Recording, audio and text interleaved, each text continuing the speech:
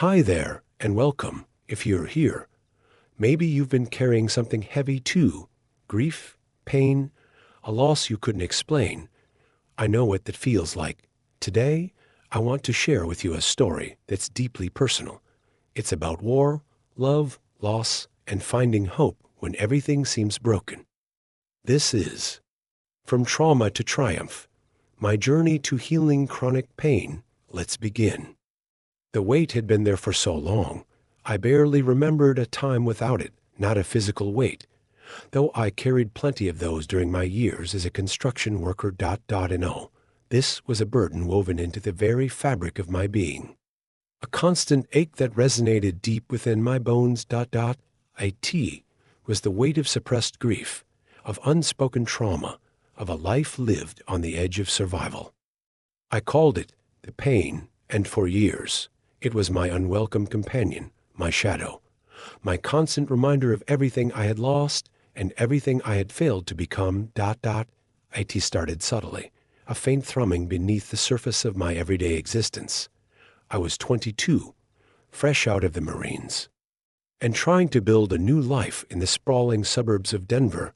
The war had left its mark, of course, but I was determined to move forward, to bury the memories beneath a veneer of normalcy. I got a job with a local construction company, figuring the physical labor would be a good way to channel my pent-up energy. The work was grueling, the hours were long, but I found a strange sense of solace in the exhaustion. It kept the nightmares at bay, at least for a few hours each night. Then Sarah came into my life. She was a ray of sunshine in my otherwise bleak existence, a vibrant, free-spirited artist with a laugh that could melt glaciers.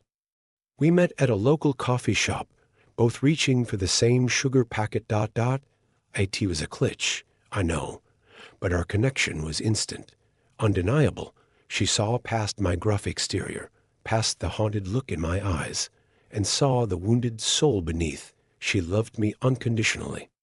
Flaws and all, for the first time in years, I felt a glimmer of hope, a sense that maybe, just maybe, I could actually be happy.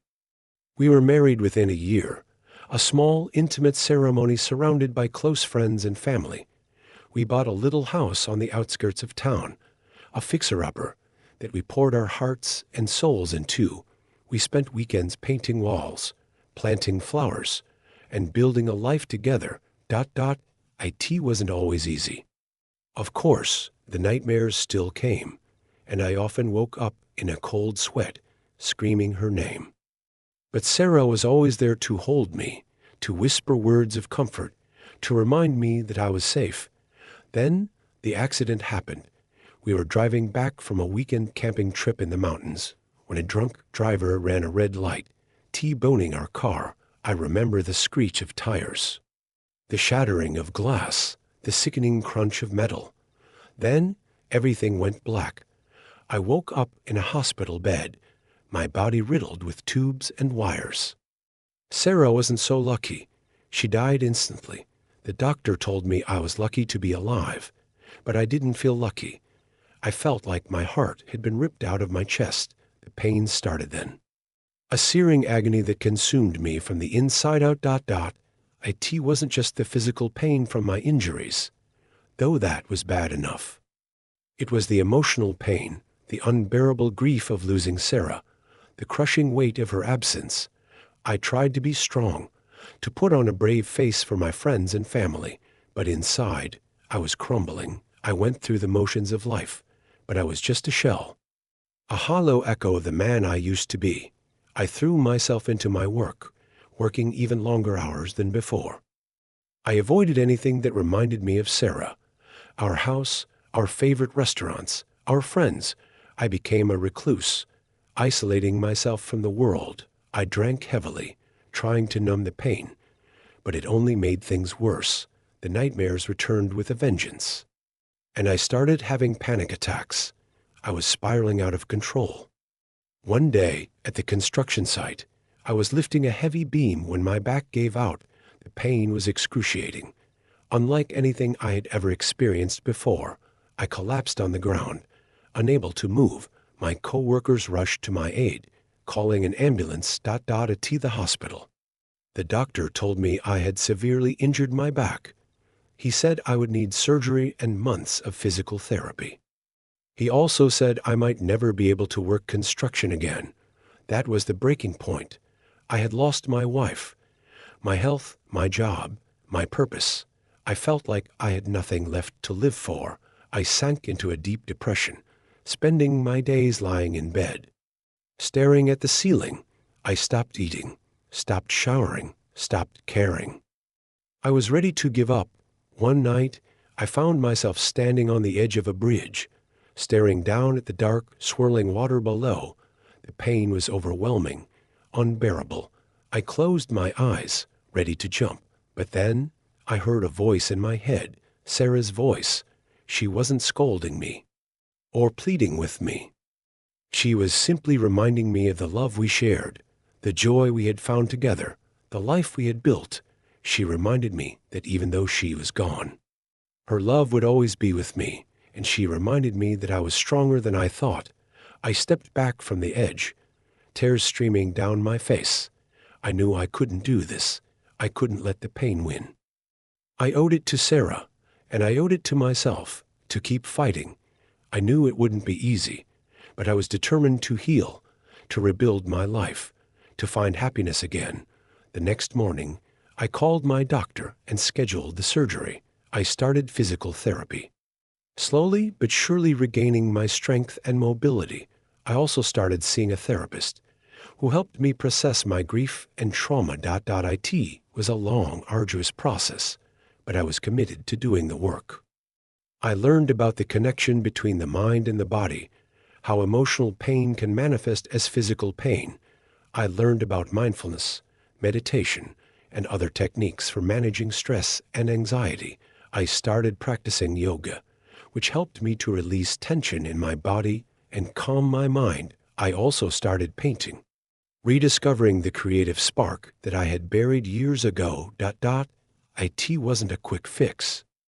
There were setbacks, days when the pain was almost unbearable, days when I wanted to give up, but I kept going. One step at a time, I surrounded myself with supportive friends and family who reminded me that I wasn't alone. I celebrated my small victories, acknowledging the progress I was making. Slowly but surely, the pain began to subside. It didn't disappear completely, but it became more manageable. I learned to live with it, to accept it as a part of my story, and I learned that even in the darkest of times, there is always hope. There is always the possibility of healing, of growth, of finding happiness again. Years passed. I never remarried, but I found companionship and connection with others. I volunteered at a local hospice, helping others cope with grief and loss. I became an advocate for mental health awareness, sharing my story with others to inspire hope and reduce stigma. I even started teaching art classes, helping others discover the healing power of creativity. One day, I was walking in the park when I saw a young woman sitting on a bench, crying. I recognized the look in her eyes, the look of someone who was carrying a heavy burden, the look of someone who was in pain. I sat down next to her and asked her what was wrong. She told me her story, a story of loss, of trauma, of despair. I listened patiently, offering words of comfort and encouragement. I told her about my own struggles, about the pain I had carried for so long, and about how I had found a way to heal. I told her that she wasn't alone, that there was hope, that she could get through this. When I finished speaking, she looked at me with tears in her eyes and said, "Thank you. I needed to hear that." I smiled and said, "You're welcome. Just remember, you are stronger than you think." As I walked away, I realized that the pain was no longer holding on to me. I was holding on to it. And I was finally ready to let go. The pain had been a part of my life for so long. It had shaped who I was, but it didn't define me. I was a survivor, a healer, a beacon of hope for others, and I was finally free. The journey to healing wasn't linear. There were plateaus and regressions, times when the phantom ache of Sarah's absence would grip my heart with renewed intensity. The back pain, though surgically addressed and meticulously managed through physical therapy, remained a chronic companion, a dull, persistent throb that served as a barometer of my overall well-being. Stress, emotional upheaval, even changes in the weather could amplify it, reminding me that I would forever be navigating the complexities of a body that had endured trauma. But the difference now was my perspective. I no longer viewed the pain as an enemy to be vanquished, but rather as a messenger, a subtle signal urging me to pay attention to my needs, both physical and emotional. I learned to listen to my body, to recognize the early warning signs of stress and fatigue, and to adjust my activities accordingly. I incorporated regular stretching, deep breathing exercises, and mindful movement into my daily routine, practices that helped to alleviate the physical tension and promote a sense of inner calm. The therapist I had been seeing for years, Dr. Emily Carter, played a pivotal role in my transformation. She helped me to unpack the layers of grief, guilt, and resentment that had accumulated over the years, providing a safe and supportive space for me to explore my emotions without judgment. She introduced me to cognitive behavioral therapy (CBT) techniques, which helped me to identify and challenge negative thought patterns that were contributing to my pain and suffering. One particularly impactful CBT exercise involved creating a thought record, where I would document my negative thoughts, identify the emotions associated with those thoughts, and then challenge the validity of those thoughts by examining the evidence for and against them. This process helped me to recognize that many of my negative thoughts were based on distorted perceptions and irrational beliefs, and that I had the power to reframe those thoughts in a more positive and constructive way. For instance, I often found myself thinking, "I'm a failure. I should have been able to protect Sarah." Dr. Carter helped me to challenge this thought by asking me to consider the evidence. Was I really a failure? I had served my country with honor, built a successful career, and supported my wife in her artistic pursuits, and could I have truly prevented the accident?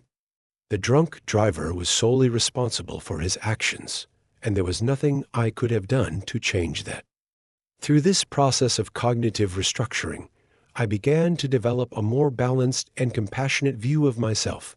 I learned to forgive myself for the things I couldn't control, and to focus on the things I could: my attitude, my actions, and my relationships with others beyond therapy. I also found solace and healing in connecting with others who had experienced similar losses.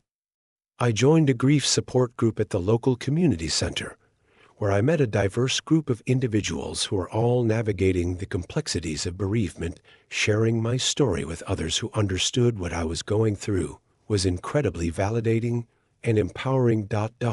In the support group, I learned that grief is not a linear process, but rather a series of waves that ebb and flow over time.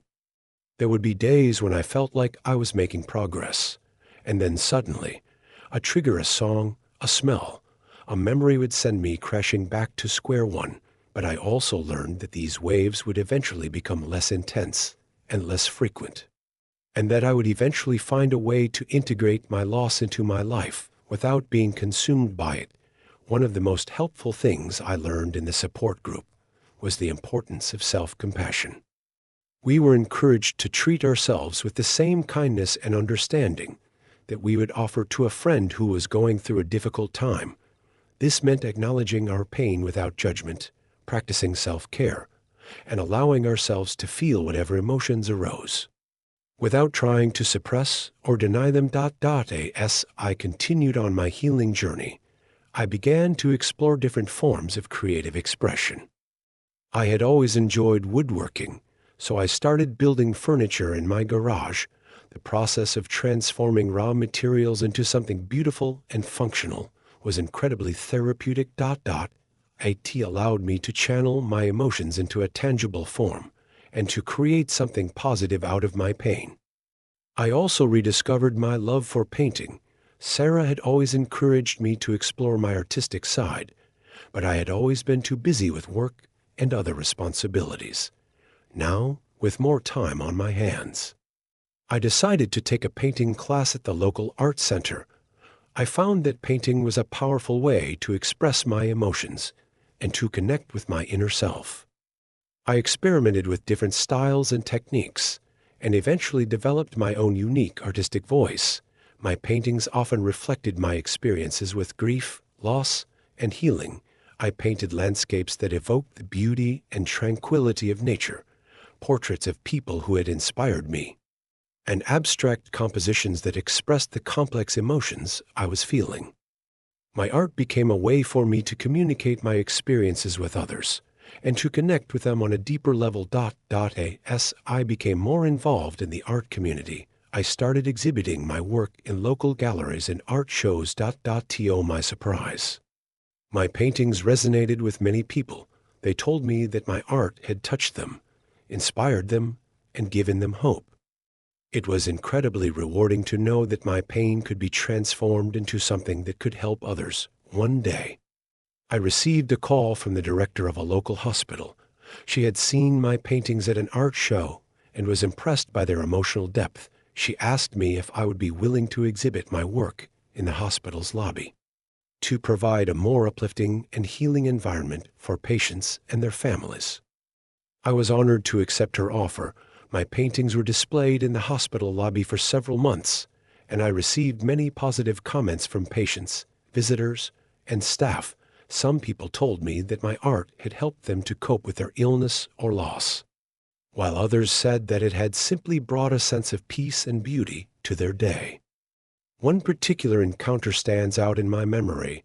A young woman approached me while I was visiting the hospital to check on my exhibit.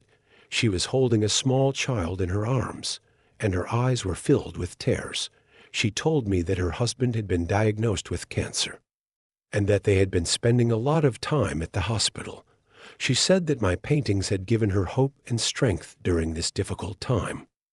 She pointed to one painting in particular, a vibrant landscape with a rainbow stretching across the sky. She said that the rainbow reminded her that even after the storm, there is always hope for a brighter future.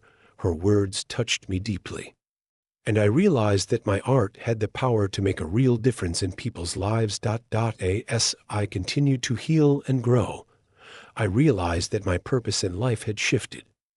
I was no longer just a construction worker, a grieving widower, or a survivor of trauma.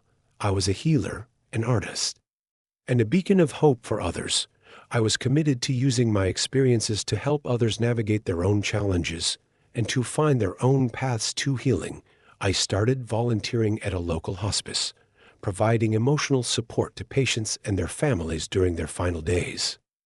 I also became an advocate for mental health awareness, sharing my story with others to reduce stigma and to encourage people to seek help when they need it. I learned that sharing my story was not only therapeutic for me, but also empowering for others. When people heard about my struggles and my triumphs, they realized that they were not alone and that healing was possible, even in the face of unimaginable pain. I became a living testament to the power of resilience, the importance of self-compassion, and the transformative potential of creative expression. One day, I received an invitation to speak at a national conference on mental health. I was hesitant at first, but I eventually decided to accept. I knew that this was an opportunity to reach a wider audience and to share my message of hope with people all over the country. Standing on that stage, looking out at a sea of faces, I felt a sense of both nervousness and excitement. I took a deep breath and began to tell my story. I spoke about my experiences in the Marines, my marriage to Sarah, the accident that took her life, my struggles with grief and depression, and my journey to healing. As I spoke, I could feel the energy in the room shifting. People were listening intently, their eyes filled with compassion and understanding. Some were nodding in agreement, while others were wiping away tears. I could tell that my story was resonating with them on a deep level. When I finished speaking, the room erupted in applause. People were standing and cheering, their faces beaming with admiration and gratitude. I felt a sense of profound connection with everyone in that room, a shared understanding of the human experience, a collective commitment to healing and growth. After the conference, I received countless emails, letters, and phone calls from people who had been touched by my story. They told me that my words had given them hope, inspired them to seek help, and reminded them that they were not alone. It was incredibly rewarding to know that my pain could be transformed into something that could make such a positive impact on the world. I continued to speak at conferences, workshops, and community events, sharing my story and my message of hope with as many people as possible. I also wrote a book about my experiences, which became a bestseller and was translated into several languages. My life had come full circle. The pain that had once consumed me had now become my greatest source of strength and purpose. I had learned that even in the darkest of times, there is always hope for a brighter future, and I was committed to helping others find their own paths to healing, to resilience, and to joy. Years later, sitting on the porch of a small cabin overlooking a mountain range, I felt a sense of peace I hadn't known was possible. The physical pain still flickered, a reminder of the past, but it no longer defined me. It was simply a part of the tapestry of my life, woven together with threads of love, loss, grief, healing, and hope. And as I watched the sunset, painting the sky with vibrant colors, I knew that I was finally free. Thank you for listening to my story. If it resonated with you in any way, if you've ever felt broken, alone, or unsure how to move forward, please know this: healing is possible, and you're not alone. Whether your pain is physical, emotional, or both, there is strength in reaching out. There is courage in taking the first small step. If this story gave you hope, consider sharing it with someone who might need it. And if you're on your own journey to healing, I'm cheering for you, one breath, one day, one act of self-compassion at a time. Subscribe for more real stories that remind us, even in our darkest moments, we are never truly without light. Until next time, take care of yourself. You're stronger than you think.